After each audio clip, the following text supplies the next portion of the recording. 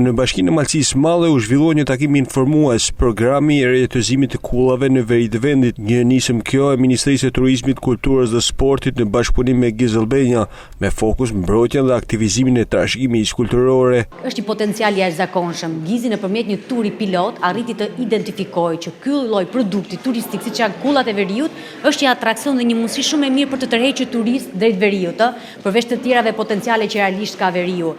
Kjo është seanca e fundit informuese që keni në Malësinë e Madhe. Deri më tani kemi realizuar disa seanca të tjera përfshi gjithë veriun e Shqipërisë dhe kemi pasur mbi 350 aplikime banor të kullave, të cilët janë të interesuar që kullën e tyre ta kthejnë në aspektin turistik. Deri tani në rajonin e Verut janë bërë rreth 200 aplikime për rijetëzimin e kullave, bën ditur drejtori i DRTK Shkodër Helidon Sokoli.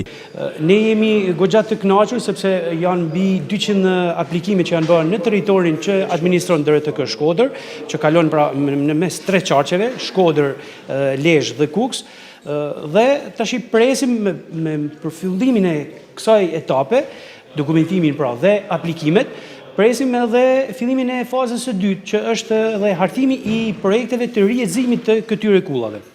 Ne si DRTK do kemi primare pikësparit një herë me fillu me kullat që kanë status monument kulture, sepse me këtë rast ne shmangim edhe problematika në kohë me mënyrën se si janë administruar dhe si janë menaxhuar këto monumente deri më sot. Takimi mblodhi institucione vendore, pronar kullash, operator turistik, artizan dhe guida lokale për të diskutuar kthimin e kullave në destinacion të vizitueshëm dhe në burime zhvillimi ekonomik për zonën.